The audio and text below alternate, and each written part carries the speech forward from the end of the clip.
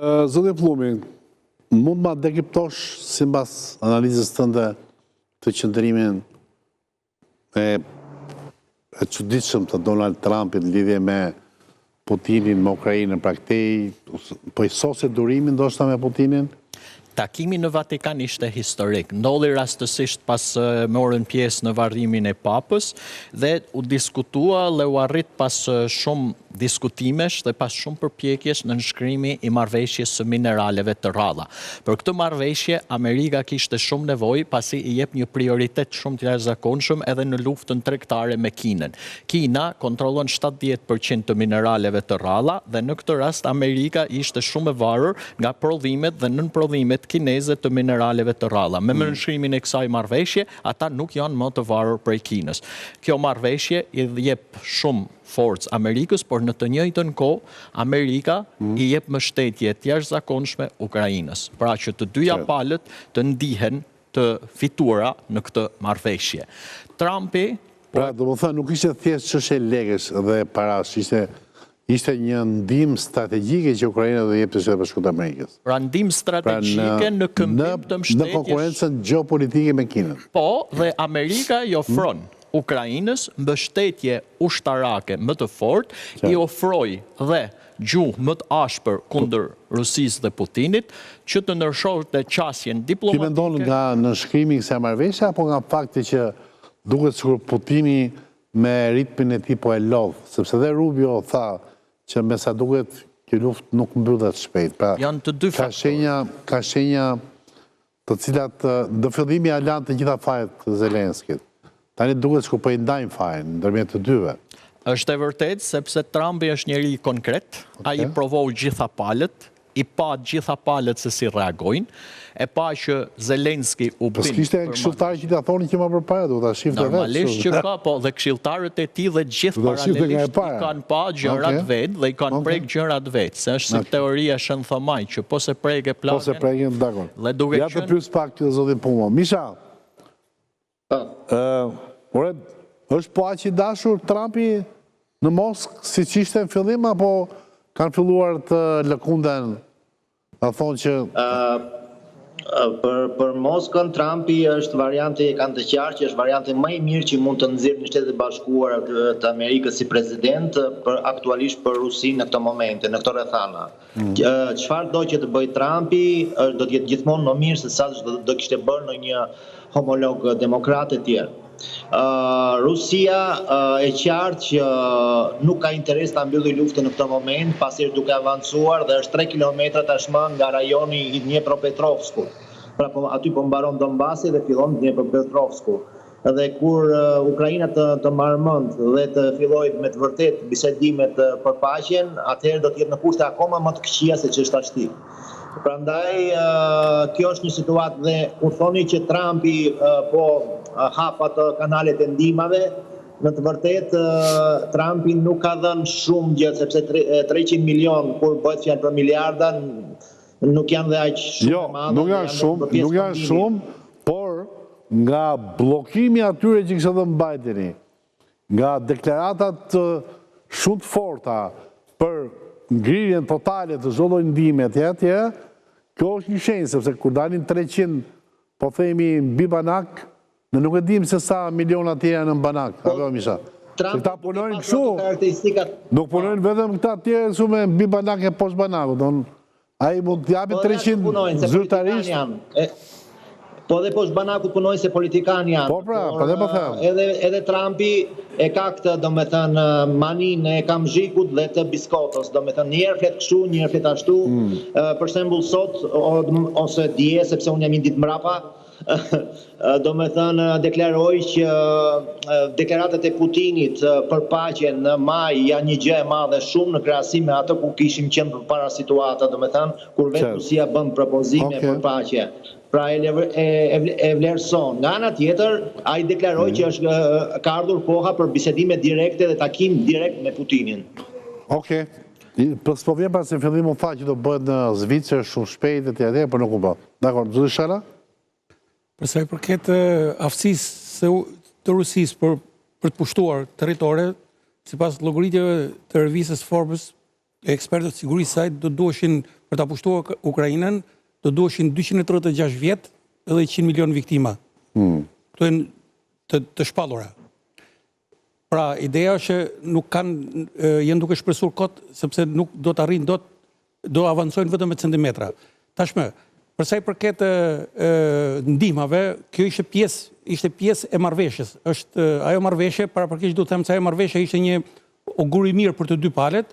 Pra, Ukraina se të arritën atë që donin, marrëveshja ndryshoi gati 100%, po të në çdo pikë ndryshoi 100% në favor të Ukrainës dhe për sa i përket asaj që do të sigurojë minerale të rralla, unë them që Ukraina ka fitimin direkt tani, pra po merr ndihmat ushtarake, ndërkohë që mineralet të rralla mundohen minimalisht mbi 10-15 vjet të merren me mineralet të rralla. Zëveshare, ju mendoni që ishte është po themi loja pak e dy fishte Trumpit apo loja e dy fishte Putinit që jemi këtu, sepse në fillim duhet se patën një histori dashurie shumë të fortë Trumpi, tani ka një ftofje, dhe duket sikur të dyja palët në mënyrë indirekte akuzojnë njëri tjetrin. Jo, Putini s'ka akuzuar, po Trumpi është ai që flet më shumë, deklaron më shumë, që ka një zhgënjim, domethënë që unë t'i dash të gjitha gjërat në dorë që ti nëse ke një vullnet ta kryesh paqen sa më shpejt. Pra, duket sikur Trumpi ndjet i zhgënjur, i tratuar. Dhe i tratuar fiks, këtë do të thosh. Është fiks, është i tratuar. Është kështu thoni ju? Trumpi për mua u ndjej i tratuar sepse ai në fillim majti pozicionin mbi palët, pra tamam si një negociator që mund të jetë mbi palët. Madje anoj pak edhe nga Moska. Anoj edhe në farë mënyrë e rëndoi goxha Zelenskin duke edhe me akuza etj. Pra synimi ishte që të jepte gjitha kredencialet e mundshme edhe morale Putinit, që ai tulin tavolinën e bisedimeve dhe të arrijë një paqe. Ai nuk Putini në këtë studio kemi thënë që kështu do përfundonte, unë paktën isha i sigurt që kështu do përfundonte, nuk do kishte paqe. Putini ka luan një lojë tjetër. Shumë pak e thonë. Putini luan një lojë tjetër dhe mua më vjen çudi që dërgohet. Është zgjuar kjo lojë që luan Putini tani? Absolutisht është, ai mbron interesat e veta kombëtare dhe ka shumë drejt. Po mirë, është lojë e zgjuar që ai do të arrijë ato që do të arrijë. Po mu duket e çuditshme pak kur një përfaqësues i presidentit Trump shkon dhe takohet vetëm për vetëm me presidentin Putin edhe me ekipin e tij. Dhe hyn me mend të vetë dhe del me mend të presidentit Putin. Ne kemi trajtuar edhe herë tjetër, domethënë. Kjo është të qosh një person që kanë vënë dyshim vetë amerikanët që ka aftësi negociuese vetëm për tregjet imobiliare, që të negocoj për Vitkofin e ke fjalë. Po, që të negocoj për këtë është pak gjithsesi përfundimisht presidenti Trump u tratua dhe e kuptoi dhe në fund e akuzoi hapur Putinin. Unë do të më fal, edhe diçka unë mendoj që kjo situatë po e afron Trumpin në habitatin e vetë perëndimor. Vetë Trumpi thotë që ne me njërin palë duket se jemi afruar më shumë. Pra, në këndvështrimin tim, ai po rikthehet ka aleanca perëndimore. Është shenja të rikthimit tek aleanca perëndimore sepse i konsumoi të gjitha fishekët e mundshëm për një paqe për ta bindur Putinin për të ulur në tavolinën e bisedimeve në mënyrë të barabartë. Goxha? Po deklarata e Trumpit konfirmoi dy smundje kronike të Amerikës, një të vjetër dhe një të re. E vjetra është hipokrizia e politikës amerikane dhe e reja është demenca mendore. Hipokrizia në aspektin se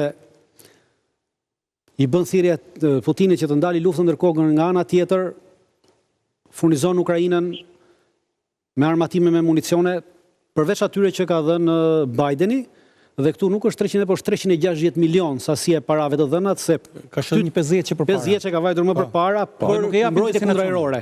Për mbrojtje kundërajrore, për të rritur kapacitetin. 310 ka qenë transhi fundit. 310 dhe 50 që përpara. Një 50 që përpara. Ka qenë disa ditë përpara, një 50. Po nuk e në shënova sepse nuk e pa përfitshme. Jo, është e rëndësishme sepse ka të bëjë vetëm me mbrojtjen kundërajrore. Po. Kurse këto janë pjesë këmbimi këto 300, kurse ajo është direkt armatim. Megjithatë Trump ndihma çdo për mbrojtje, jo për sulm. Një sekond. Po dakord, po janë armat një sekond. Dhe pastaj kurse para 4-5 ditësh Ukraina ka ndërmarrë sulme me raketa Storm Shadow dhe me Neptun, sulme kundër bazave ushtarake ruse në Krime, sulme të cilat nuk mund të bëhen, përdorimi këtyre raketave nuk mund të bëhet pa përdorimin e satelitëve amerikan. Dhe këto janë sulme që nuk i programojnë dhe nuk i drejtojnë generalët të Ukrajinas, por programojnë dhe drejtojnë nga komanda e NATO-s në Wiesbaden që mbulon luftën në Ukrajinë. Dhe komandanti kësaj komande është generali Donao, është i Shtetit Bashkuar të Amerikës. Dhe është nën komandën e general Chris Cavolit, i cili është komandanti i forcave amerikane për Evropën. Pra, kjo është hipokrizia, pra këtej vazhdojnë sulmet dhe këtej thot ati shiko se una, pra nuk është mbi palët. Është pjesë e palëve, po do t'i qetë si palët. Pra po kthehet në habitatin e vet, ndërsa e dyta është demenca mendore, për arsye se deri më sot ishte mburur që kjo luftë është luftë e Bidenit, sepse ky deri më sot s'kishte dhënë asnjë armatim, asnjë municion. Por që nga momenti që filloi të japi armatim dhe municion, kjo nuk është me luftë e Bidenit, tashmë është luftë e Trumpit. Dhe këtu ka rënë në atë kurthin e vet që kishte një vit e gjysmë që bërtiste që ishte luftë e Bidenit, duke shar Bidenin ky idioti, ky psikopati, tashmë ky bën njëjtën gjë që bënte ai idioti dhe ky psikopati. Jo, në mënyrë absolute jo. Sepse Trumpi ja dha gjitha mundësitë, se Trumpi vepron në mënyrë konkrete. Po edhe Bideni ja dha gjitha mundësitë atëherë, i tha të riqë e njëjta gjë. Jo, nuk i tha Trumpi Putinit të riqë, i tha Bideni ka thënë 3 vjet rresht, i ka thënë Bideni të riqë. Putini rrit huna për pjetë dhe me Trumpin nuk i rritet kuj huna për pjetë.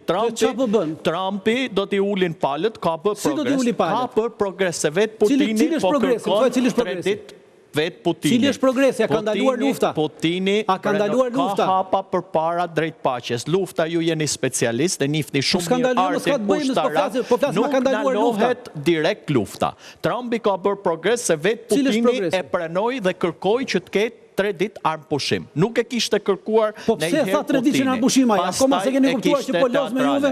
Trumpi ai po los macja me miun me juve, pra po ju vjen 3 ditë një herë pas, 3 ditë herë teatrale, por në fund Putini e tha që kërkoi armpushim se deri tash Putini nuk kërkon armpushim.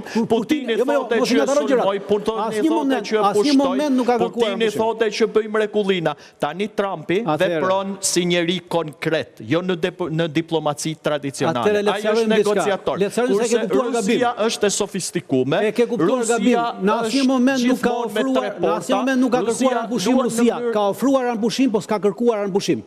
Kërkesë është diçka tjetër, të ofrosh është komplet diçka tjetër. Janë dy gjëra të kundërta, diametralisht të kundërta.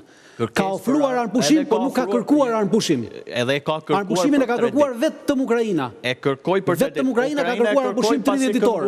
Rusia s'ka kërkuar asnjë ditë armpushim. Rusia ka ofruar armpushim.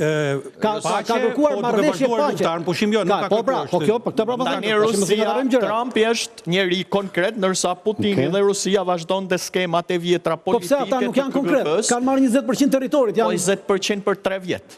Po nuk bëhet llah për të pushtuar Ukrainën, more se e keni fiksuar këtë kohë. Por nuk ka një sukses madh, një superfuqi si Bashkimi Sovjetik. Se në momentin që ti zgjëson ushtrinë dhe sot, po çosh, njëri nga sateliti kryesor, sateliti Maxar, cilin po e përdorin ukrainasit për të marrë informacione për vendodhjen e trupave ruse kudo në gjithë terrenin e tyre.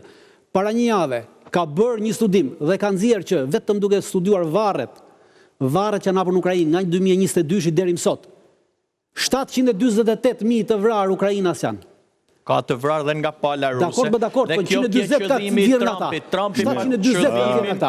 Trumpi është qëllimi më të qartë që me na lu vrasjet. Trumpi ofroi, Putini vazhdoi lojën. Po është hipokrizi, pra, është shumë interesuar për vrasjet në Ukrainë, ndërsa për vrasjet në Gaza thotë vazhdoni dhe zatishuani. Është hipokrizi e pastër. Na loj zjarrin në Gaza, sa erdhi në president.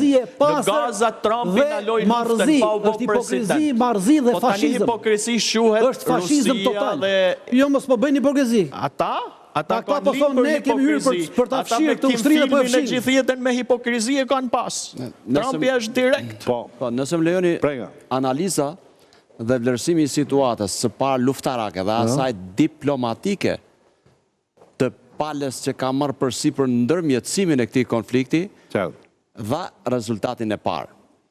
Rezultati i parë, dhe ky është produkti, është që Shtetet e Bashkuara të Amerikës deklaruan afrimin e ndihmës Ukrainës si në aspektin e teknologjisë ushtarake, ashtu dhe të aspektit financiar. Natyrisht që të gjithë ne që kemi parë se si situata është zhvilluar, duke marrë informacionet që na serviren për aq sa ne marrim, detyrimisht që asnjëri nuk ka thënë asnjëherë që konflikti do të përfundojë shumë shpejt do të vendoset marrëveshja e paqes Trumpi ka thënë atë që unë da mbaroj për 3 ditë, për 1 ditë. Tashi, kjo pjesa e thënës nga liderët, për fat të keq, jo gjithmonë paraqet e pasqyron realitetin. Këta liderët tanë politikë shqiptare e mësuar që bën premtime moshe, po kur e thot Trumpi njëu dhe beson, ka prirje. E para natyrisht që në kohën duke i qëndruar asaj çfarë ai përdori në fushat dhe paraqiti për botën në përgjithësi, i ka qëndruar edhe për një kohë të shkurtër, të cilën ai e deklaroi dhe e theu vet, sepse i la barrën e fajt ose peshën e fajt ja la më shumë ish presidentit Biden, por fatkeqësisht në këto momente që e stat që ne jemi, ai është futur realisht për të luajtur rolin e tij ndërmjetës, duke parë marrëveshjen dhe interesat e Shteteve të Bashkuara të Amerikës në Ukrainën, dhe duke parë edhe pjesën e tjetër. Unë do thosha që pjesa financiare, që nuk është në vlerë kush e di çfarë, por pjesa e teknologjisë dhe armatimit në përgjithësi, do t'i shërbej Ukrainës në të ardhmen, jo shumë për sot, pasi me vendosjen e armë pushimit dhe nënshkrimit e marrëveshjes ku palët themun tani në nivelin strategjik janë duke bërë llogarit e tyre se çfarë do të paraqesim dhe këtë do të mbrojmë me këmbgulje për të arritur definicionin si përfundimtar, mendoj se do të shërbejnë Ukrainës pasi të nënshkruhet marrëveshja dhe të vendoset armë pushimi. Natyrisht që nuk është kaq e shpejtë dhe kaq e lehtë, por do thosha që Shtetet e Bashkuara të Amerikës po luajnë rolin e tyre parësor dhe ndërmjetësin e pa-anshëm pavarësisht nënshkrimit të marrëveshjes që ata dëshironin me Ukrainën. Faleminderit Gjeneral, bëm përshtypje dhe jam minutën e fundit që do ta pyes një herë zëllim punë. Misha, nuk e di a ke dëgjuar për këtë dronin në Ukrainas Magura V7 që ka rrëzuar aeroplanin rus. Që ka dhënë lajm ndaj nga mediat rusa, po është legjend ukrainase? Jo, nuk mund të them që rusët e kanë deklaruar legjend ukrainase, por qartë që teknologjitë të gjitha janë të ofruara nga NATO-ja dhe Ukraina në mënyrë të pavarur nuk mund të bëjë një teknologji të tillë. Prandaj kjo është merit e NATO-s. Do të thonë, është prapë amerikane thua ti?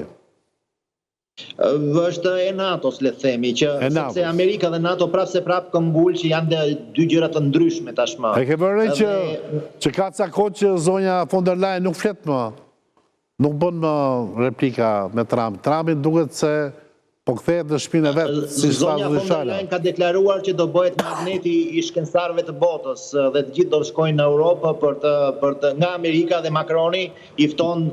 Do me thënë, ka filluar lufta e ftohtë tashmë në thonjza, duke ftuar shkencëtarët amerikanë që të shkojnë në Europë nga Amerika, nëse duan liri. Prandaj Rusia në këtë moment po shfrytëzon këtë përçarje të perëndimit dhe unë jam i bindur që Trumpi dhe Putini do të gjejnë mënyrën se si të takohen, prapse për Trumpin Zelenski është një le të themi në mënyrë të butë, një armik që ai nuk e haron kurrë, sepse ai nuk haron kurrë mbështetjen që i ka bërë Zelenski Bidenit dhe demokratëve para zgjedhjeve. Dhe këtë Trumpi do ja kthej në momentin më të përshtatshëm, të ketë duhur dhe do kërkoj. Media ruse ja kujton gjithmonë Trumpit këtë. Shumë vëmend. Falenderoj Misha për praninë tënde në 300 gjërgat. Vazhdo udhimin tënd si Marco Polo në vaftin.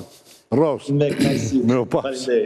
Unë dhënien e ndihmave apo heqjen e sanksioneve ushtarake ndaj Ukrainës nga ana e presidentit Trump do ta shifja si një paralajmërim apo si një rrjetje presioni ndaj presidentit Putin për të ulur në tavolinën e bisedimeve. Pra është pjesë e lëvizjeve të tij taktike të negocimit. Nga ana tjetër do duket nëse ai do të fillojë me kërcënime të tjera që t'i bëjë realitet, siç kanë qenë ajo tarifa dytësore.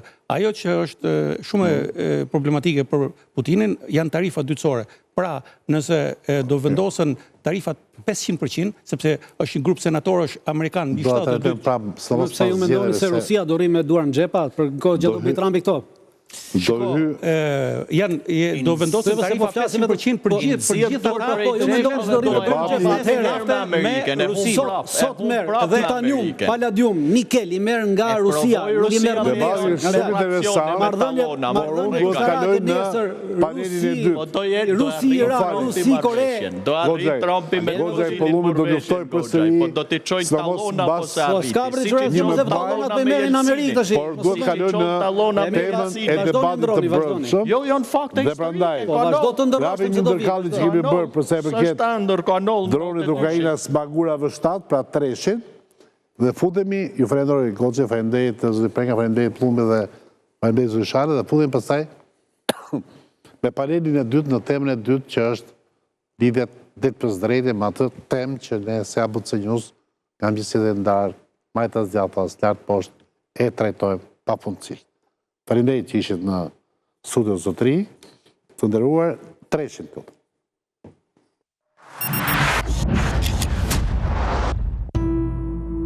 Një dron i armatosur detar, i panjohur deri më sot që përdor raketa amerikane Sidewinder, rrëzoi 2 aeroplan luftarak rus, njëri prej të cilëve ishte nisur të kapte dronët e marinës ukrainase në detin e Zi. Ky akt u konsiderua historik nga Ukraina dhe mediat ndërkombëtare. Më herët u njoftua se Ukraina rrëzoi edhe një Su-30 flanker rus. Gjithashtu konfirmua se një aeroplan tjetër i të njëjtit lloji është rrëzuar në të njëjtën ditë. Këta janë aeroplanet e parë luftarak në histori që u zgjesuan nga një dron detar. Sipas kreut të shërbimit të inteligjencës ushtarake të Ukrainës, general kolonel Kirill Budanov dhe presidentit Volodymyr Zelensky, sulmi u krye nga forcat ukrainase duke përdorur një version të ri të dronit Magura. Edhe pse disa burime më parë pohuan për mediat se ishte një dron Magura V5, bëhet e ditur se ishte një model shumë i sofistikuar, Magura V7. Është era e parë që ky variant prezantohet. Magura V7 është afërsisht 8 metra i gjatë. Ende nuk është konfirmuar nëse mund të mbajë lloje të tjera armësh, veç raketave Sidewinder, është e qartë se ishte modeluar dhe përshtatur për misione të ndryshme në luftë.